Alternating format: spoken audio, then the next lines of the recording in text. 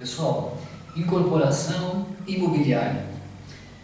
Você pode estar verificando, a partir da página 56 da apostila, sobre incorporação imobiliária. A palavra incorporar remete à ideia de juntar duas ou mais coisas num só corpo. Exemplo, temos um terreno vazio. Então, a casa que será construída sobre o terreno, ela será incorporada ao imóvel, ao terreno. Agora, juridicamente falando, o que seria incorporação? Incorporação é o meio pelo qual alguém, pessoa física ou jurídica, constrói um edifício com diversas unidades autônomas em terreno de outra pessoa. A definição jurídica de incorporação nós vamos encontrar no artigo 28, parágrafo único da Lei 4.591 de 64.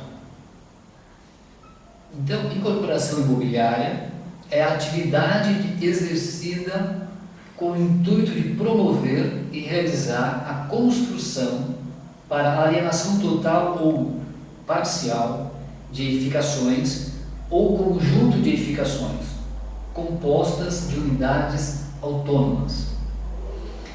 Vamos a uma questão prática. O corretor está lá, foi convidado para trabalhar numa grande empresa imobiliária e é colocado no estande de vendas. Muito bem. O plantão que a empresa oferece como estande de vendas, ela o faz para vender imóveis que ainda não foram construídos, imóveis na planta. Para isso, para vender imóveis na planta, a empresa precisa apresentar a incorporação do imóvel. É uma garantia que a lei exige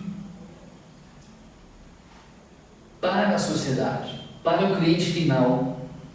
Então, é fundamental que uma empresa que vai vender unidades autônomas, um edifício que ainda está na planta, ela deve apresentar a incorporação imobiliária deste empreendimento.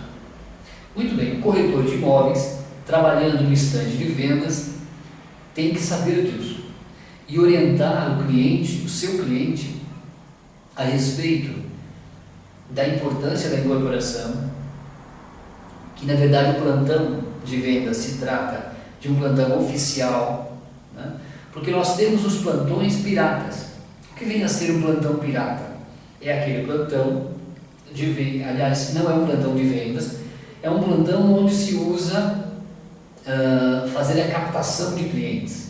O plantão pirata está proibido por lei de intermediar negócios imobiliários. O corretor de imóveis que trabalha no plantão ainda não oficial, o famoso plantão pirata, ele não pode vender as unidades autônomas ainda, até que saia a incorporação imobiliária. Existe um risco aí para o corretor que incorre junto com a empresa. Nós sabemos que na prática acontece de plantões piratas vendendo imóveis, pegando cheque calção como sinal. Tudo isso é ilegal. É necessário que haja a incorporação, o documento que estabelece a incorporação imobiliária no plantão, para que ele seja considerado um plantão oficial. Então, possa se vender os imóveis ainda na planta. Muito cuidado, porque na prática isso é um problema. E o Ministério Público, o CRES, tem fiscalizado com bastante cuidado toda essa questão. Vamos falar um pouco sobre administração e avaliação de imóveis. O que é avaliação de imóveis? A avaliação é a determinação técnica do valor de um imóvel ou de um direito sobre o mesmo. Porque nós temos bens patrimoniais, tangíveis aqueles que podem ser tocados, aqueles que têm existência física. Nós temos os bens intangíveis, os que não podem ser tocados, os que não têm existência física. Estou falando aí do direito autoral, do direito de marca, da patente, do direito de invento e assim por diante. Por exemplo, do fundo de comércio. Né? Muito bem. Agora, enquanto ao valor de mercado, você vai aprender na disciplina Economia e Mercado. Você vai aprender mais na disciplina Economia e Mercado, oferecida aqui neste curso de técnico de transações imobiliárias pela Escola Técnica Arema, com mais profundidade sobre o mercado, o valor de mercado, como que se chega, a importância da oferta e da procura, como isso se dá no mercado imobiliário, tudo isso será aprofundado. Agora, a avaliação é usada nos casos de herança, nos casos de partilha, né? Quando você tem uma situação de compra e venda, você chama o corretor de imóveis, é chamado para avaliar o imóvel, você será chamado para avaliar o imóvel, para dar sua opinião a respeito. A avaliação imobiliária também é usada como instrumento de investimento, né? Para se estudar o investimento, a viabilidade daquele investimento, se é viável ou não viável. Tradicionalmente falando, são os engenheiros e arquitetos que são chamados para serem avaliadores. Agora, vejam bem, em São Paulo, o Conselho Regional de Corretores de Imóveis tem oferecido um curso específico, um bom curso, muito aceito no mercado, para avaliadores imobiliários, apenas para corretores imobiliários inscritos devidamente no Conselho Regional. Então, depois desse curso, você poderá se inscrever, ser um corretor de sucesso e aproveitar esta oportunidade de fazer cursos. E o Cresce São Paulo tem oferecido vários cursos, este particularmente um curso muito bom, um curso profundo sobre avaliação de imóveis, avaliadores imobiliários. Vamos falar um pouquinho sobre métodos de avaliação. Nós temos o método de avaliação imobiliária por custo. Também temos o método de avaliação imobiliária por renda, método de avaliação imobiliária por valor residual e também o método de avaliação imobiliária por comparação. E temos outros exemplos de outros tipos de avaliação. Por exemplo, por valor de mercado, por valor residual, por valor patrimonial para fins tributários, muito importante, por valor efetivo, por valor venal. O avaliador, ele deve conhecer as ferramentas matemáticas envolvidas no cálculo, como também o funcionamento do mercado, como funciona esse mercado, onde situa o imóvel, ele está próximo do quê? O que são os agregados que podem ou valorizar ou desvalorizar um bem imóvel. Tudo isso o avaliador tem que considerar. A melhor maneira de avaliar o imóvel é a comparação com dados de transações de imóveis semelhantes. Eu avalio com base nos arredores qual o preço daqueles imóveis, daí eu tiro uma média e com essa média eu consigo chegar ao valor efetivo do bem.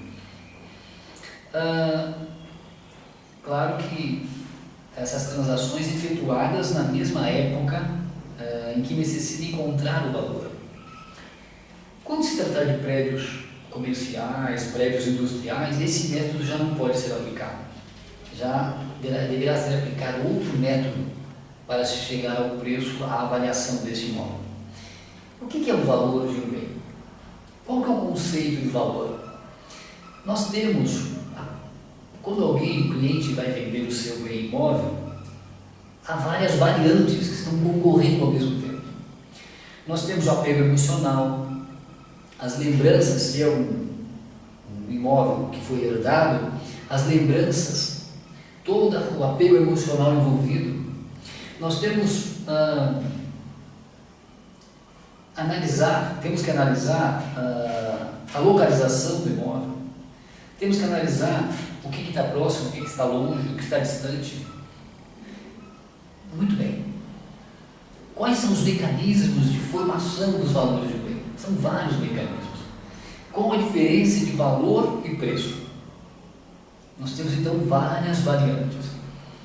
O valor é determinado, é um valor determinado de acordo com o momento do mercado. Se o mercado está aquecido, o valor será X. Se o mercado está desaquecido, o valor será Y. Um cliente pode deixar de fazer um bom negócio por causa do apego emocional que tem sobre o bem, no momento em que o mercado está desaquecido e o preço será menor. Se ele não tomar cuidado com esse detalhe, pode simplesmente perder a venda, deixar de fazer um bom negócio.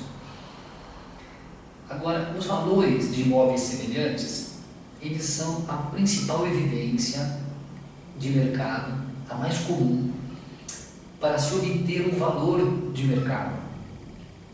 Então, a comparação de preço é o primeiro requisito, é a primeira característica que se usa. É o primeiro requisito que se usa para chegar ao valor de mercado. Então, é preciso extrair um valor médio. Como são várias variantes que concorrem, é necessário, e cada imóvel, mesmo próximo um do outro, são diferentes. É necessário avaliar a metragem, é necessário avaliar o custo efetivo da obra, o custo efetivo da reforma, se for o caso. Todas essas variantes devem combinar para que possamos chegar a um valor de mercado razoável, um valor efetivo. Segundo a NBR 5676, uma avaliação de imóvel poderá estar em vários níveis. Primeiro nível, o nível expedito. O que é isso? É aquele nível baseado no sentimento e experiência do avaliador. Ou seja, o avaliador experiente conhece o imóvel e, com base na sua experiência, com base inclusive em outros imóveis que ele vendeu na região, com base no tamanho do imóvel, ele chega a uma conclusão e de imediato ele estipula, um valor, ele aproxima um valor de mercado para o cliente. É o primeiro nível. O segundo nível, o nível normal. Aí nós temos uma homogeneização de fatores. Ele combina estatisticamente, matematicamente, várias variantes para chegar ao valor de mercado. Terceiro nível, que a NBR 5676 vai nos trazer, é o nível rigoroso, aí com a inferência estatística. Ele vai usar de uma regra matemática, de cálculos matemáticos, para chegar àquele valor. Mais uma vez, combinando várias variantes. E é claro, agora, um nível mais rigoroso, mais profundo, para chegar àquele valor de mercado. Se não há dados para comparação, podem ser empregados também os métodos da renda ou residual e outros métodos. Agora vamos falar sobre os métodos diretos de avaliação. Nós temos a metodologia comparativa, de comparação, e a metodologia de custo. Muito bem. Metodologia comparativa. Analisa custo. Aliás, no metodologia de comparação, nós temos a metodologia de custo, que vai analisar o custo da obra e das benfeitorias incorporadas. Muito bom. Depois nós temos os métodos, esses são os métodos que eu acabei de falar, diretos, mas nós temos os métodos indiretos de avaliação. Os métodos indiretos de avaliação consideram variáveis, a renda ou aspectos residuais. Em relação ao aspecto da renda, a pergunta que se faz é quanto pode render o imóvel? Quais são os eventuais frutos que esse imóvel pode oferecer? Essas perguntas sendo respondidas nos dá o preço do valor de mercado. Metodologia residual para o método indireto de avaliação. Eu vou pegar o valor total do imóvel e o valor do terreno, e a diferença entre um e do outro é o valor da edificação. É isso que chamamos de metodologia residual para o método indireto de avaliação. Agora vamos passar a falar um pouco sobre a administração de condomínio. Qual que é o conceito? Administração de condomínio. Condomínio significa domínio em comum, um bem pertencendo a vários donos, que vão ser chamados de condôminos. Essa matéria ela vem regulada nos artigos 1331 a 1358 do Código Civil. E você encontra na página 69 da apostila da matéria de operações imobiliárias. A relação entre os condôminos ela é regrada pela convenção. Convenção é um documento que é realizado e ela é obrigatória para todos os edifícios de condomínio. A convenção deve ser redigida conforme a lei do condomínio, conforme a lei de incorporações imobiliárias e conforme o Código Civil, o novo Código Civil. Isso tudo você encontra na página 70 da nossa apostila.